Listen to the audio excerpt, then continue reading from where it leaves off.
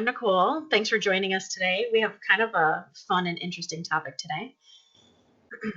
Yeah, we're talking about nature versus nurture and how that affects us as people and how to grow from that. Absolutely. So, I think this is definitely something that is one of the most important things in like our journeys to grow. Would you agree? Yeah, it's such an interesting topic in itself just because there's so many different influences. It's what we see, it's, who are around, and it all affects us in different ways. Absolutely. So, in everything that you read online, in books, or whatever, it's constantly saying nature versus nurture. I don't think it is a fight. I don't think it's one over the other. I think they work together. Um, and I think um, because they work together, so many people like I'm a mom and have multiple kids. Like, so you have so many different personalities even under one roof. So I think that is a great example of how, you know, we're parenting them the same, and um, I have two stepkids and three biological kids. So clearly they have like different, genes, but even among the brothers, like the biological brothers, there's a lot of differences. So it's like even parenting the same and having the same genes, you still get different personalities because each of them has different friends and they go to different places, and they're involved in different things. So um, I definitely feel like this is a topic where there's so much to talk about and so much to explore. So um, I I'm super intrigued by this. In nature, how much of that do you think affects like somebody as a person and how they are, like in terms of different traits? So I definitely think it truly plays a role, especially among specific things. Like, um, for example, a lot of times your body size, right, is usually a predetermined genetic whatever. And um, I still in my heart believe that even that can be changed. So I think that you do have, like, clearly you can't change the color of your eyes, right? But I think when it comes to other characteristics, whether it's behavior patterns of emotion, so like you know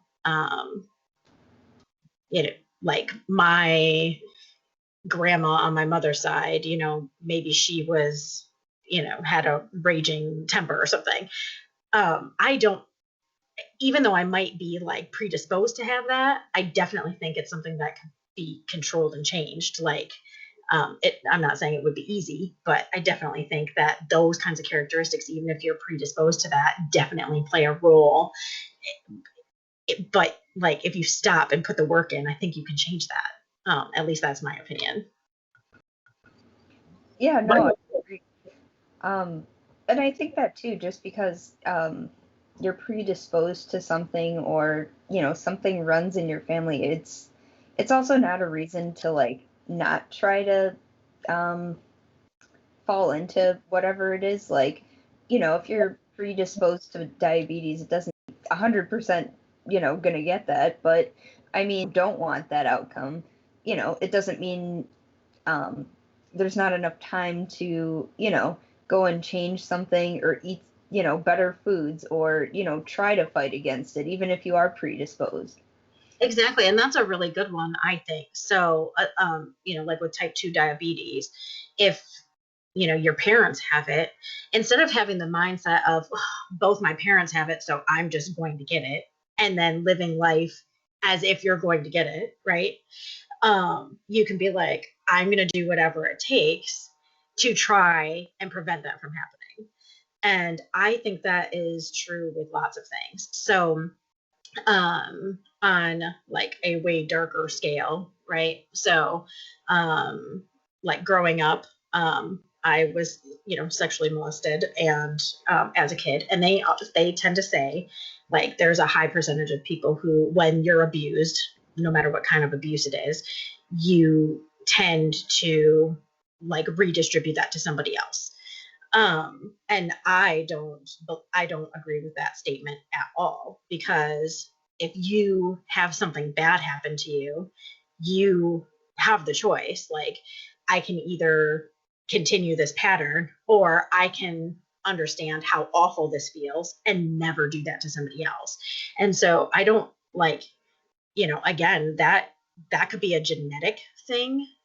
It could be, so it could be both parts of nature and nurture, right? Like, you're exposed to this and this behavior and this pattern, and especially as little kids, we learn from watching, right? And being around people and mimicking them and whatever. But I think that even when you have both parts of nature and nurture involved in the same like activity, situation, whatever you want to call it, characteristic, whatever, I think even that you can still, break and be ever changing and whatever, but it's a choice. And again, it takes like a commitment to like, I'm going to change that. So I think one of the topics that comes up a lot with nature versus nurture is being poor. So how do you feel like about like thinking of, families who, like, I grew up poor, um, you know, thinking of that sort of, situation. Do you think one or the other plays more of a role in that? Do you think they work together in those situations? Do you think it's something that could be broken? So I think, so you're asking like if I think, they both play a part in being poor. Yeah. Uh, yeah. So I think they do and they don't at the same time. Like, I think that like you have a choice in different things, and you can speak up when you don't like something, or you can, try harder, or, you know, make some kind of like movement towards that goal or whatever you're trying to do. But I guess in the same breath, it depends on like your mental and, mind, your state of mind, I should say, in that moment too. Because if you're very depressed and, think you have nothing to live for, whatever, like you're not going to try. Or if you grew up, and like, let's say you're 20 years old and like all 20 years all you know is like destruction and like toxic behavior and, you know whatever else, and maybe no one ever um showed you, how to not feel that way, or how to, you know get away from people that are like that. And so then, it bleeds into everything you do unconsciously, and, you don't realize it, but like, and then you're wondering why things are as bad as they are. It's because like you don't know the right way, and so you just keep doing this, and it's like an never ending cycle. Yeah. So I think that, in a sense, like, makes nature versus nurture and, everything that kind of falls into that tie into like our mental health episode, even. So we talked about how we think that it would be so helpful if, instead of waiting until there's a problem and then dealing with it, if we started like creating a path of preventive, you know, I don't want to say preventive medicine, but preventive tactics, right? To kind of build our mental strength and all of those sorts of things that go with it. So that you can like maybe nip things in the bud before they turn into too much of an issue, where like now you feel like you can never get out of this heaping pile of shit. Like, um I think it's really important to, start even at a younger age. Like, maybe that should be part of, like, little kids have wellness checks. So, like, every year they have a wellness check because of their age. And depending on how young they are, like, some kids have, like, at certain ages, you have wellness checks like every couple months, or whatever. But, I really think that we should start integrating like just natural mental health appointments into doctor's appointments. Like we go in and we check our thyroid and we check our, whatever it is, all the time. But no one's checking that piece, the mental health piece, until there's an issue. And like you were saying, it kind of ties into both things. If you feel crappy all the time, it might be harder for you to see that by continuing to get up and go to work every single day, you are moving yourself in a better direction. Um, I think both parts do play into it, like in the sense that if all we see around us all the time are people not working hard or calling in sick all the time or whatever, like I think we learn that that's an acceptable behavior, and then that carries out, like, so if our parents allow us to miss school all the time, right, then I think as we get older and then we have a job, we're like, oh, well, if we can miss school, we can miss going to work. And it creates this like vicious pattern. And then, like you have more kids born into your family. And then, like, I don't know. So I think both definitely play a role in that. But I think you totally hit it on the head that we need to address the mental health part of it too. And another like just great book that I think everybody should read is Rich Dad Poor Dad from Robert Kiyosaki. Yeah, and see, I think that's fantastic. And like, if we take a peek at what kids are doing today, right? So, like, when you and I were younger, we were very social and we were going to our friends' houses. And so we got to see like so many different homes and what they looked like and what different families looked like. And every single one of those, people in our life, I think play a role in who we become. And so I think it's really, really important that we start getting our kids to be more socially like evolved again. I get that people can talk to each other on video games through headsets and whatever, but you're not seeing the different dynamics of different families. And there's so many valuable lessons to learn in that. Right. And there's like different posts out there about, like they like this thing because their friend's parents cooked it for him or whatever. And like things you find out you like that you don't know you like, from going through these experiences and meeting these people. And I think that's cool. I think that's very cool. Yeah. Like, um, I like it's always an eye opener to me, like when I go to a different state, because when you lived somewhere your whole entire life, right, and then you travel, whether it's a different state or a different country, it doesn't really matter.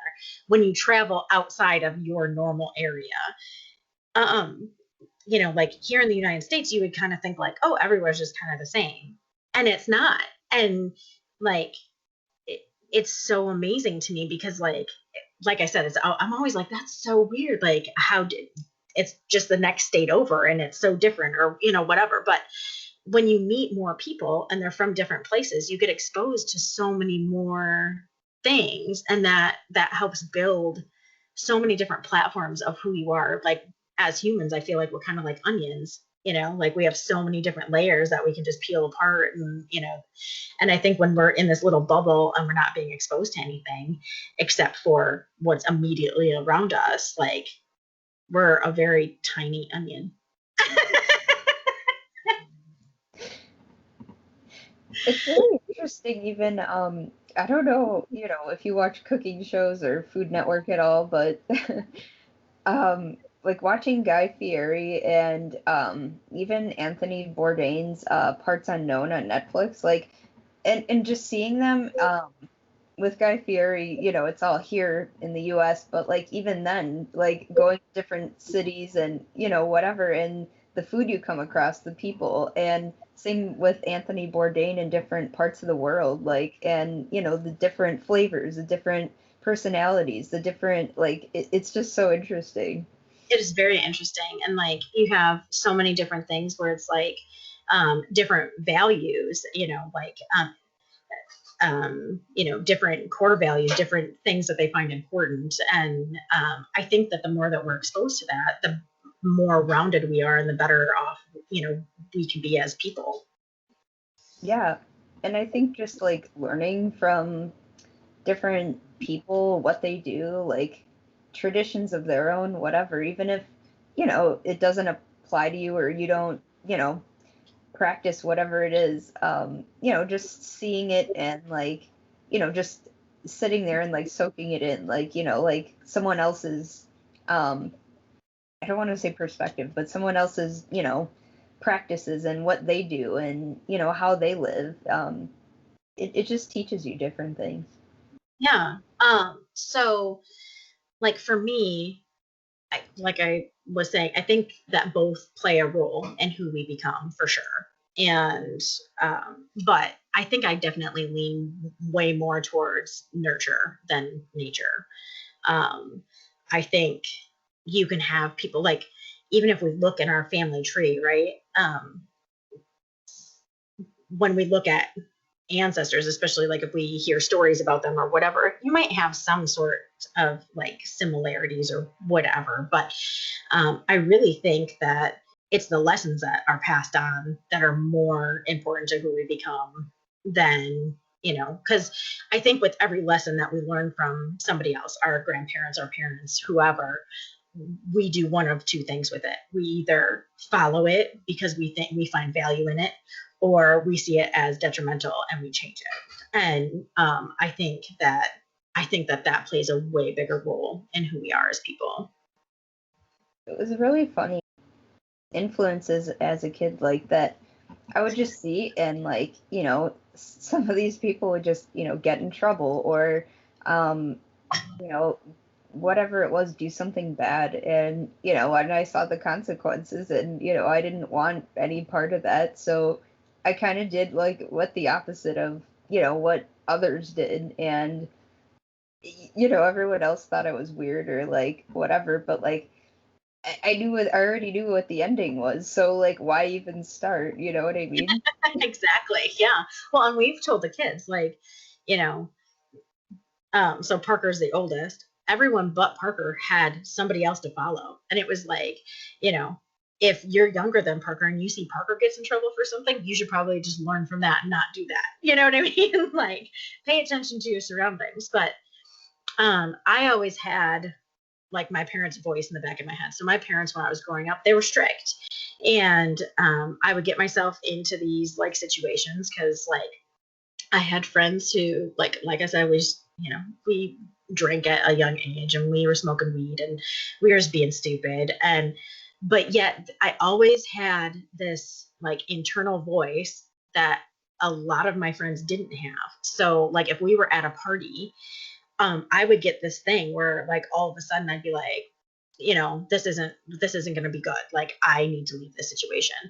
I had plenty of friends who had underage drinking tickets and curfew tickets, and I have never been in trouble with the law ever. Like never, never, never, because I always listened to that like internal voice of my parents. And I was terrified of getting into trouble.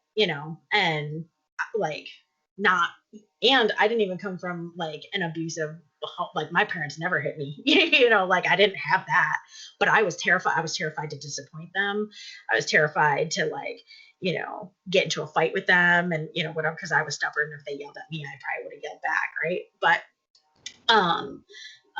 that kept me from really getting into like too much trouble. It's like I tiptoed around that line of good and bad so much, but like I still had that in me. Yeah.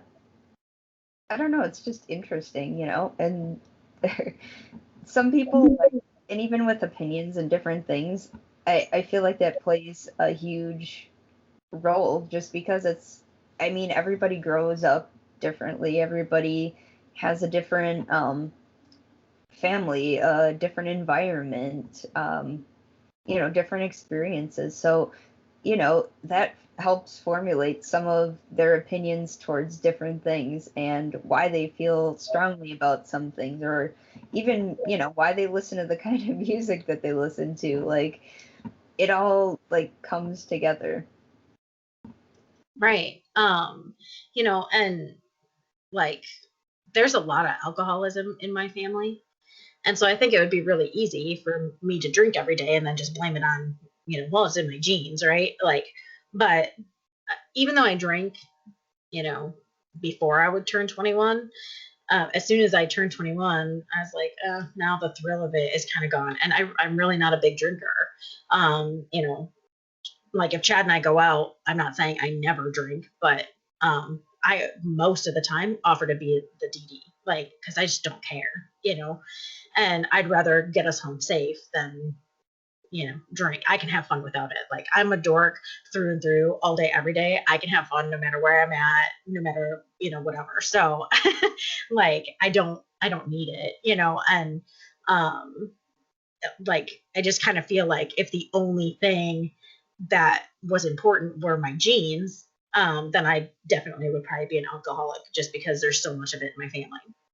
But the fact that I have, grown up to see, like, I've lost, and we've talked about this in a previous episode, I've lost many friends to things like drugs and alcohol and whatever.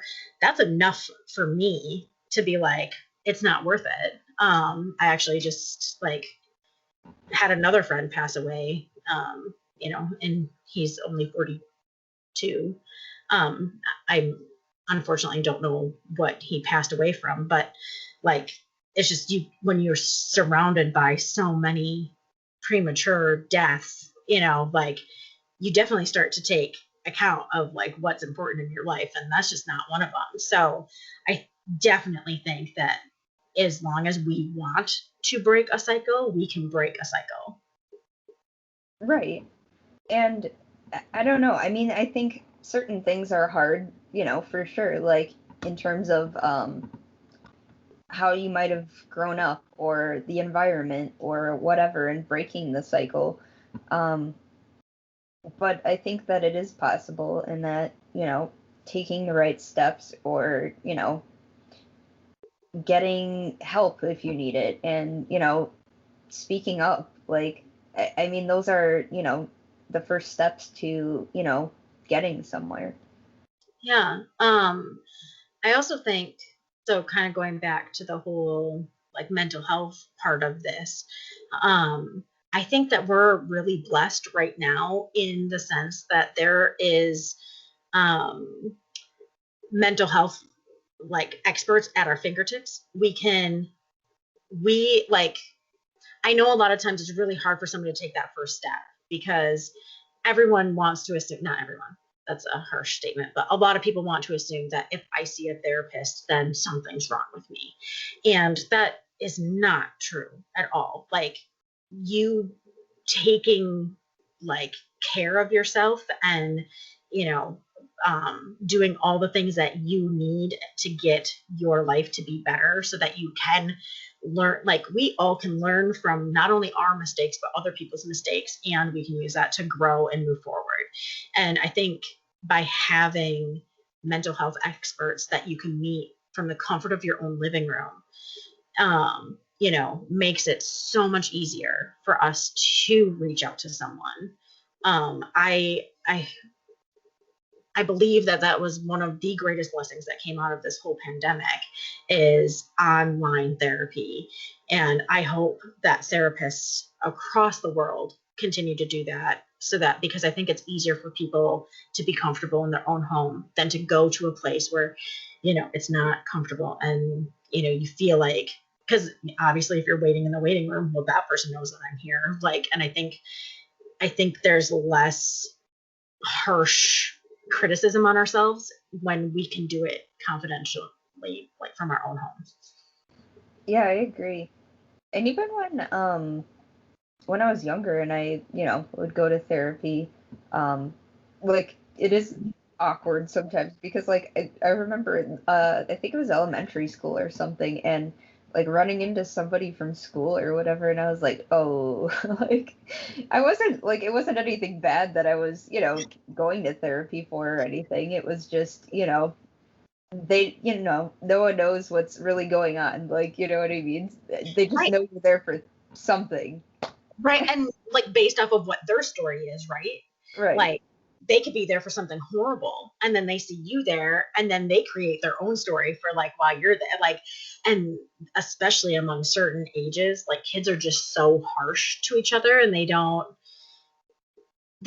necessarily have like the ability to stop and think about how their actions are going to affect somebody else. And so like they might be like, hey, so and so was at whatever.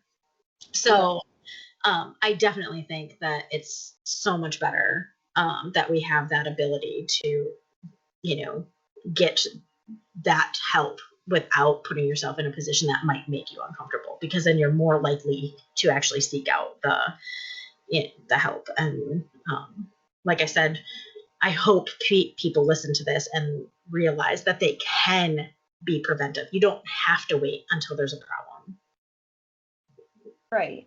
And you also don't have to, repeat certain patterns just because you see other people doing it. Like, even if it's in your family or, your friend group, like, if that's not something you agree with or something that makes you comfortable, like, don't do it. Like, you have the choice to, do what you see or, do what you feel is right. And I think a lot of people need to hear that. Just, even if you're in a really bad spot right now, um, you still have a choice to do something, um, and something for yourself. Right. And, you might not be able to do it immediately. It might take some planning. So if you need to keep yourself safe, you can definitely start coming up with a plan as to how you're going to get to your end goal, um, you know, before you actually put the ball into motion. And so, you could, um, whatever the situation is, like let's kind of we were talking about being poor. If that's something that you want to change or whatever, um there are talk to people. There are so many things that you can do to, like just by getting out and talking to people, you can get yourself into a better position. You can find a different job, you can whatever. But a lot of times, a lot of those things don't necessarily come from just going in and applying to something that is open. It's about like communicating and networking and talking to people and learning what's available, because sometimes there's something available right under your nose that you know nothing about just because you don't talk to anyone. Yeah, I agree. And like, I don't know, just showing that you want something. Like, if it's something you're wanting to change or whatever, it's getting a job. Like, even on like Facebook, they have like different groups and pages, of in your towns and, surrounding areas of like, now hiring or jobs wherever. Like, it's out there. I mean, you just have to find it. Right. So like, we've all heard it. It always says, like, good things come to those who wait. That is the most BS, like, saying I've ever heard. Like, it's good to be patient, don't get me wrong. But it's definitely not something like we need to stop assuming shit's just going to land in our lap. Like, we need to make it happen. And there, like, be driven. Um, there's a lot of women who are like powerhouse entrepreneurs and whatever, and so often they're called, like bitches and whatever. It's not, and I'm not saying they're not like ever a bitch. Of course, they're like whatever. There's personalities all over the place, but um, being driven and determined and working hard to reach your goal doesn't make you a bitch. It's, like, a lot of times you have to be in a position where you don't really take crap or let people walk all over you and then you come off as a bitch. Doesn't mean you're, whatever. So even if you're trying to make something happen in your life and people are like, man, you're a bitch, like, don't let that stop you from, like, treat people kindly, whatever. But when you're in a position to like make things happen, you're not always going to be someone's best friend, and that's okay. And you need to know that that's okay. And like, it's okay to reach for your goals and work hard and be determined. And I'm glad you brought that up though. And because I think that those are the same people that like, when you have boundaries, they start going, "Oh, well you're mean or you're this." Like and sometimes like, you're going to come across people like that. They just, don't accept, that you don't take certain things anymore, or you're not going to be treated a certain way, or, you're trying to make stuff happen on your own, whatever it is, like, and that's okay, but you got to keep moving, like, despite what they say. Exactly. Like, and don't, I don't know, don't feel like because you come from a certain place or you're related to certain people that you can't be, whatever it is that you want to be. Like, you just need to work for it. So as long as you're willing to put in the work, you can change so many things and you can reach those goals. And it's funny because when I was younger, I'd go to school with all kinds of different people, and you'd always have, and I think everyone has this, like, in every school, like, there's the rich kids, there's these kids, and, being, around them, some of those kids make you feel like, oh, well, you don't have this, so you're not good enough, or you're not this, or um, stuff like that. And it's just, like, silly. Like, um, even if you are, poor or whatever, like, there's still, reasons to be happy and things to be grateful for. And, like, I don't know. I think that's another thing that needs to be, just taught to people or kids when they're younger, that not just because this is like their life doesn't mean that, this is someone else's life too. Like, everybody's going to go through different things and everybody's life looks different than yours. Right. And I kind of feel like going through some of those things rather than viewing it as detrimental. And obviously, when you're a little kid, you might not know and understand that. But, even if you're a teenager and you're listening to this or a young adult or whatever, and you're thinking like, oh, my life sucks because, and you list off a million things, nothing is permanent. So, just because you might be in a rut right this second doesn't mean that you can't get yourself out of it. And like for me, as crazy as it might sound, I think being poor as a kid was so beneficial to me as an adult. I am creative. I am durable. I know that there is nothing that nothing that life is going to throw at me that I can't get through. And I'm not saying that I'm not going to shed some tears along the way, but I do know that I'm going to get through it every time.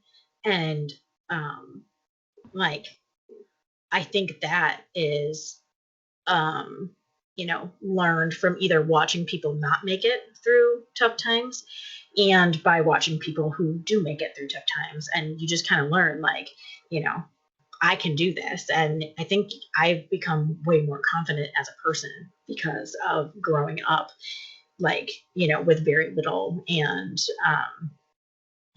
so definitely don't think that every situation, like, you don't have to have the best of the best and you don't have to have everything that you want under the sun, because there is a power in earning those things.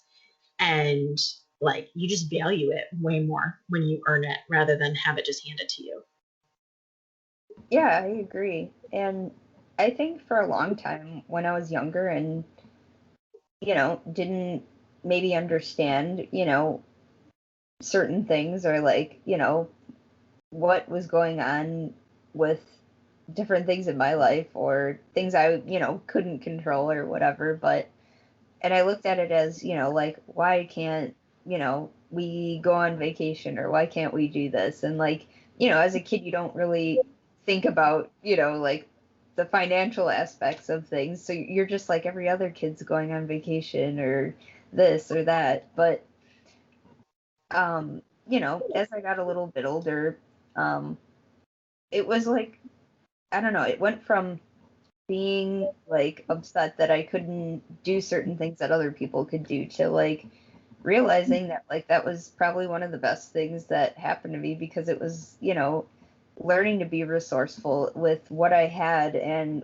learning to make it work and being creative and, appreciating what I did have. And, and even growing up, like, getting clothes from, wherever, or, people were giving it away or whatever. Like, and, that's why I learned to like things like resale shops or thrift shops or, stuff like that, because like I don't know, like that's how I grew up. Like I grew up like knowing, that I don't know, you can like buy recycled clothes and whatever else, and I don't know.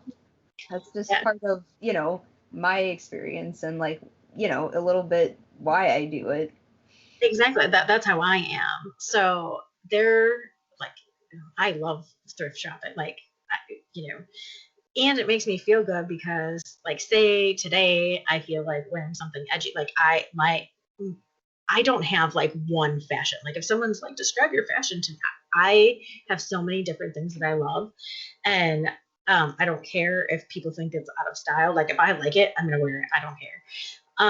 But when you find stuff at a thrift store, then you can have like different styles because you're not going broke buying stuff. Like, and then you don't have to feel guilty that, you know, right now I'm into skulls and whatever, and tomorrow I want to wear lace. Like, you don't have to feel, guilty about that. So, um, yeah, I think again, like I'm totally with you on, as a kid we went to garage sales and got stuff, and as I got older, I learned about thrift stores and resale and all that kind of stuff, and like I enjoy that kind of thing. Like I like looking for treasures and like but piecing things together to make me, and whatever. Like I don't need to be like everybody else. I don't need to fit in some sort of cookie cutter mold of like what, you know, people are telling me to be like right now,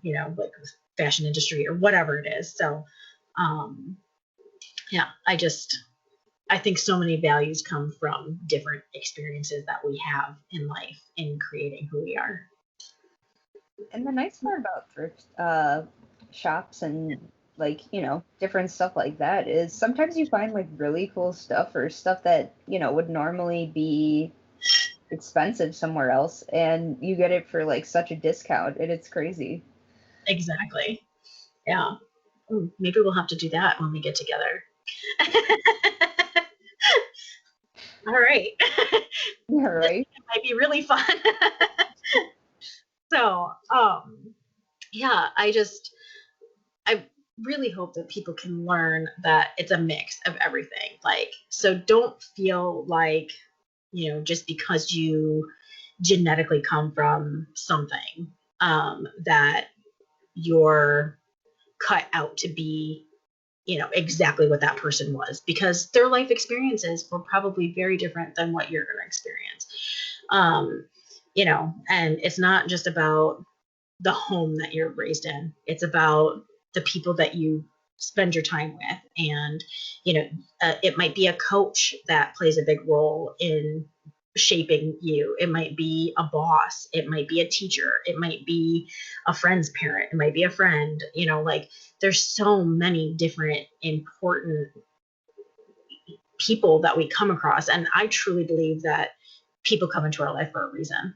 And so we need to start being very observant of who is coming into our life, like, so that we can figure out why that they're there. Yeah, I agree. um and I think people don't realize that everybody's here for a reason, even if it's, not necessarily a positive one or whatever. um you know Take what you can from that and, use it however to move forward. Yeah. The other thing that I want to say is that I feel like so many people feel like their life isn't a good one or going to be a good one if everything isn't like sunshine and rainbows all the time. And you can't feel happiness without pain. You can't, like, you have to have both. Like you wouldn't even know what happiness is if you didn't have sadness. Like you have to get through those storms to find the rainbow. Like, and so I think it's just really important to, instead of dwelling on the fact that you face some hard times, you need to focus on what is on the other side of that and not just get stuck in that, in the storm. Like, you know, look for what is on the other side of that. Yeah. And I think just like holding on to like things that don't matter, like or things that I don't know, like anger or um maybe you're holding on to, a fight you got into with someone like years ago. Like I don't know, stuff like that. Like you can't move forward when you're holding, weights, and they're holding you back because I mean, like in order to get new stuff in, you got to let out, the stuff that you don't need anymore. And I think letting go of anger and resentment and hate and whatever else that's just not good for a person's stress, whatever, it's necessary to grow because you can't want positive things in your life if you're not trying to put more of those things in inside. Exactly. And I'm so glad that you brought that up because forgiveness, I think people are like, oh my goodness, I'm not going to forgive that person. They were very hurtful to me. Forgiveness isn't about letting someone off the hook. Like, in a sense, it's letting you off the hook. You don't even, like, if you're going to forgive someone, you don't even have to tell it to that person. Like if someone has done something awful to you, like you can speak, I forgive you, into the universe because it's allowing you to let go of the grudge and the anger and the hurt and the pain and whatever else goes with that. Because that's the stuff like, stop and ask yourself, like, do I get headaches? Do I have stomach problems? Do I have other health issues? Whatever. A lot of times that stems from pent up, like negative emotion. And so, like, just by speaking it out loud, and it doesn't, like I said, doesn't have to be to anyone specific, but if you're just like, I forgive you, and like truly mean it and let it go and just like release it, the amount of like positive whatever that you can do to move forward is unbelievable.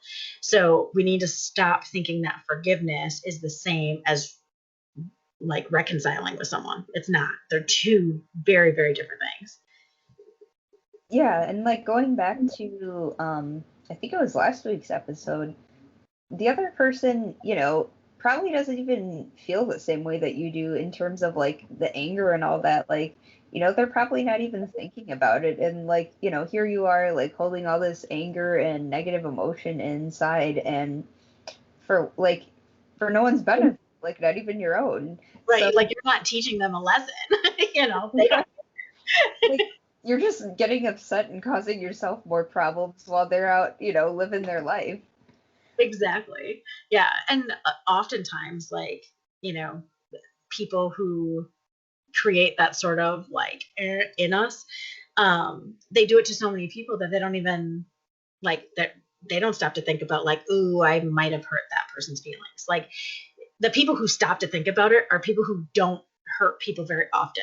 And like maybe it was a bad moment or a bad day or, a sensitive subject or something. But those are people who will come back and apologize because after they stop and think about it, they're like, ooh, I shouldn't have said that. That's a very different kind of person. But usually you're not going to have a grudge against that person because they're probably going to come to you first and be like, oh my goodness, I'm so sorry. I did not mean it that way, whatever. So the people who like don't apologize, like they haven't even thought about you again since that moment, Right. And it's just, yeah, I don't know. There's no reason to hold on to negativity or like any kind if you're wanting to go and live a positive life. I agree so much with that. So, yeah, I really hope that um, people can stop and think about, instead of breaking it down into nature versus nurture, just realizing that you're not necessarily predisposed to everything in your life. You can change things. So, um, you know, if you need help kind of like taking a step back and looking at stuff, like send us a message, whatever. We would love to chat with you one-on-one even. We can easily do a Skype or a Zoom or whatever and invite someone else in. So, we would love to hear your story and whatever and give you positive tips on how to move forward. So I think a lot of times we get so caught up in the emotion of it ourselves that it's hard to look at the whole picture. We're just stuck in the moment. And so I think by talking to people, especially people who are not in your daily life, um, you know, someone who can come in from a complete stranger perspective, I think it's a lot easier to kind of show you like a more positive way to look at things. So reach out to us. Yeah, let us know what your thoughts are on nature versus nurture. Do you think one, overpowers the other? What are your thoughts? Yeah, we would love to hear from you. So again, you can find us on Facebook. You can send us messages there. You can email us at growaheadpodcast@gmail.com. We are on Instagram. And then, of course, you can listen to us on SoundCloud, Spotify, Anchor. You can check us out on YouTube. Follow us. We're going to do a super fun giveaway, which will be posting hopefully in the next week or so, something to give away when we reach 100 followers. And yeah. Yep. And thank you guys for, some of the new subscribers we've gotten, new followers. We appreciate you supporting this channel, us. It means a lot to us. Absolutely. So help us keep growing and sharing with you guys. So we love you all. So until next time. Have courage to grow through life. And not just go through life. Have a wonderful night, everybody. Bye, guys.